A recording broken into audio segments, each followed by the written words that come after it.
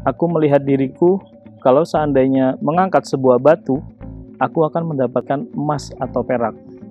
Artinya, saking berkahnya bisnis yang dijalankan, ketika beliau menganalogikan mengangkat batu itu jadi emas gitu loh.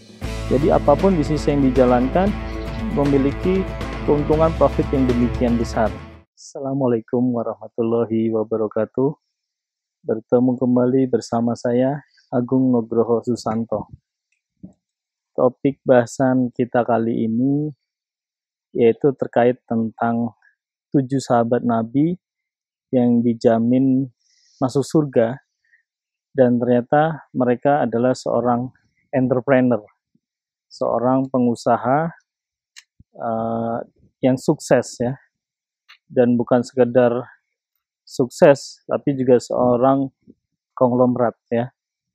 Bisa kita bayangkan di zaman itu ya, bagi yang pernah umroh atau haji, tentunya kita bisa melihat di Mekah, di Madinah, begitu kondisinya cukup gersang, dan teknologi atau informasi pun saat itu belum ada. Artinya ketika dia bisa menjadi seorang triliuner, itu merupakan suatu hal yang sangat spektakuler menurut saya.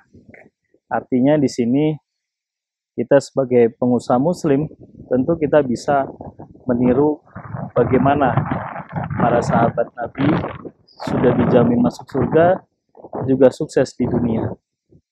Nah, ternyata 7 sahabat Nabi tadi adalah diantaranya Abu Bakar, Umar bin Khattab, Utsman bin Affan, Ali bin Abi Thalib, Abdurrahman bin Auf, Tolha bin Ubaidillah, dan Zubair bin Awam.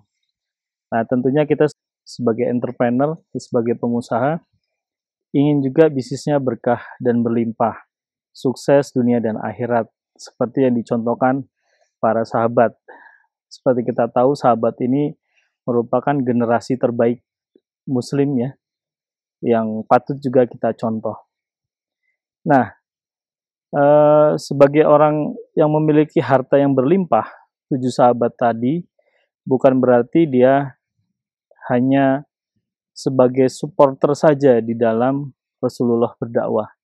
Ternyata mereka berjuang, bukan hanya memberikan hartanya yang demikian besar untuk di medan perjuangan, namun juga ketujuh sahabat Nabi ini juga terjun langsung di lapangan ya, ikut di medan jihad, ikut di medan peperangan. Bahkan di sebuah riwayat, Abdurrahman bin Auf, seorang triliuner, dia sampai kakinya pincang ya kalau berjalan, dan kalau bicara juga agak cedal gitu ya, karena mengalami luka-luka ketika berperang bersama Rasulullah. Artinya mereka memiliki totalitas yang luar biasa.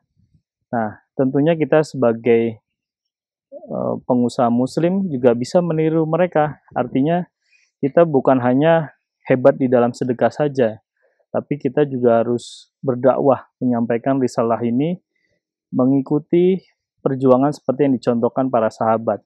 Langsung terjun di lapangan dan menjadikan dakwah sebagai poros kehidupan. Nah, mereka juga merelakan bukan hanya harta ya, seperti tadi saya sampaikan, mereka merelakan tenaganya, waktunya, pikirannya ya, bahkan nyawanya juga untuk di medan perjuangan ini. Artinya apa? Para sahabat ini memiliki peran serta di dalam berdakwah yang tidak main-main ya.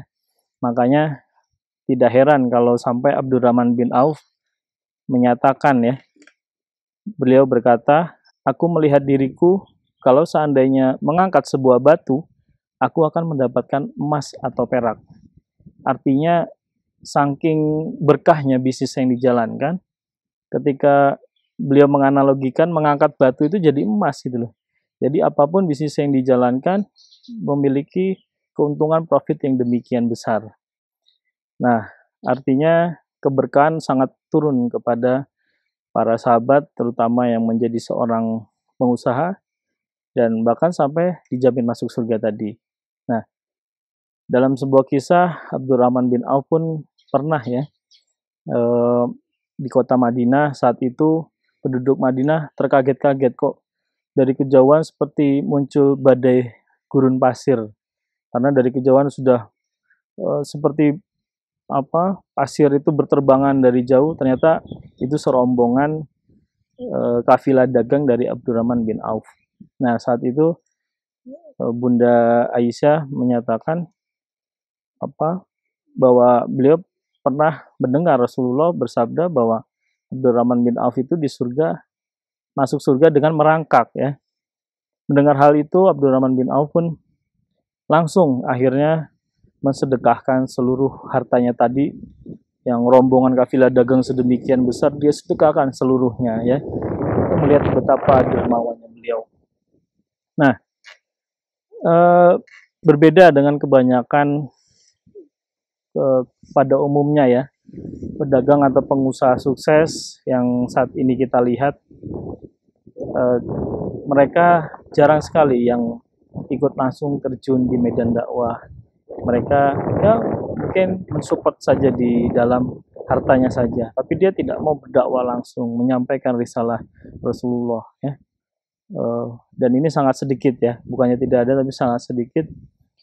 Artinya ini merupakan peringatan untuk kita juga, bahwa kita kalau ingin mencontoh sosok para sahabat yang dijamin masuk surga, pengusaha sukses konglomerat, ya kita ikuti cara mereka ya.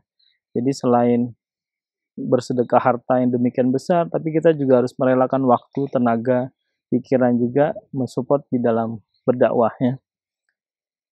Nah, bahkan yang mirisnya ya, kita melihat bagian dakwah, mengaji ilmu agama ya, menjadi bagian porsi kecil saja di dalam kehidupan ya.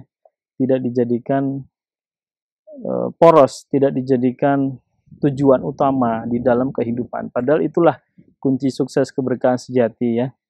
Karena kita bisa saja menggunakan teknik-teknik marketing yang canggih-canggih, tapi kalau sudah tidak ada berkah, ya tetap saja akan ada kesulitan ya. Dan mungkin ada juga sebagian yang lain, walaupun suka bermaksiat, tapi kok hartanya berlimpah, ya itu bisa saja istijrot ya, itu sebenarnya keberkahan Allah. Yang kita mau adalah sudahlah harta berlimpah juga berkah ya, artinya sukses dunia akhirat itu ada di sana. Nah, untuk itu ya kita harus mengikuti cara para sahabat ini dengan berjuang berdakwah,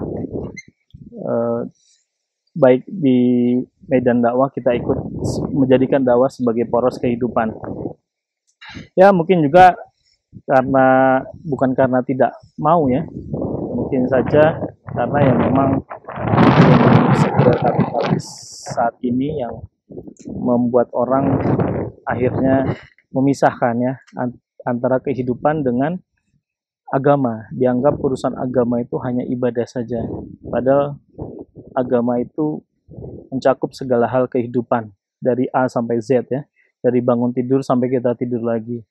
Artinya dakwah itu adalah, agama itu adalah poros kehidupan yang kita harus menjalankan semuanya, tidak pilih-pilih ya, karena agama Islam itu bukan agama prasmanan yang boleh diambil yang mau, yang tidak mau kita tinggalkan, tapi kita semua harus mengambil itu, menjalankan semua itu secara menyeluruh. Nah, di Jogja juga saya sebagai ketua pengusaha Rindu Syariah, kami mengadakan namanya Truly Muslim Planner ya, yang misinya adalah 3 ya, berbisnis, mengaji, dan berdakwah. Ya harapannya ingin menjadi sosok 7 sahabat pengusaha sukses yang dijamin masuk surga di zaman Rasul tersebut. Jadi selain kita berbisnis, kita juga mengaji ilmu, dan ngaji ilmu tadi ditransferkan lagi untuk berdakwah. Karena kita tahu sekarang perang yang sangat terjadi di dunia adalah perang pemikiran, yang harus kita memiliki ilmu-ilmu dasar-dasar pondasi tersebut. Ya, itu dari saya. Semoga bermanfaat, semoga kita semua menjadi pengusaha yang bisa sukses, berkah, berlimpah dunia dan akhirat. Sekian dari saya, jangan lupa subscribe YouTube channel saya. Assalamualaikum warahmatullahi wabarakatuh.